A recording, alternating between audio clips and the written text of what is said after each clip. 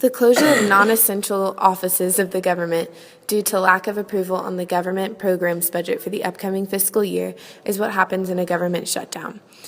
Approval is reached if Congress passes all the federal spending bills regarding the federal government budget.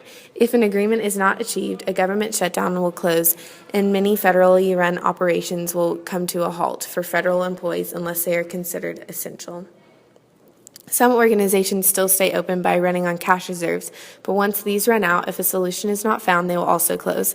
The shutdown stays in effect until a compromise is reached and a budget bill is passed.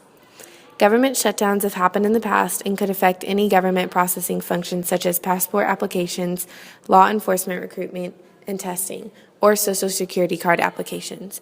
Any office which does not receive funding from Congress would continue.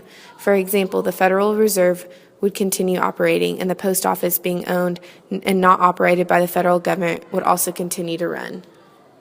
The laws and regulations governing shutdowns separates federal workers into essential and non-essential. The Office Management and Budget recently ordered managers at all federal agencies to conduct reviews to see which of their employees fall into each of these two categories. If a shutdown hits, the essential workers stick around without pay. The non-essential workers have to go home after a half day of preparing to close.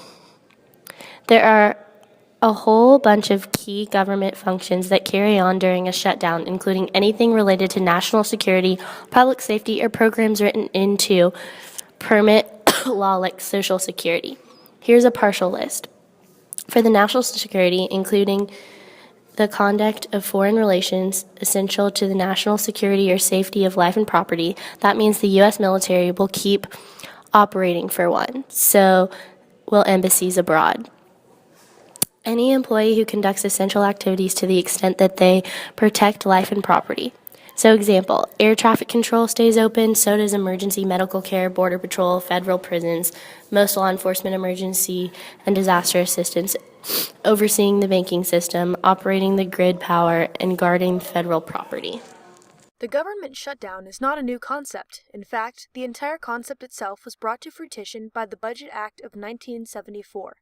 This was due to the fact that the government would need to shut down if there were disputes regarding the spending of government money on separate topics. Whether it regards cases such as abortion or even the general budget for the coming year, Congress must decide on the amount of spending to be done. On 18 different occasions in the past, the government has been unable to do so and has then, in consequence, had to put a stop to its funding of government-supported facilities until all issues were resolved. In the past, time taken to get the government up and running again has been between 8 to 18 days, the most recent ending after 16 days of budget debating.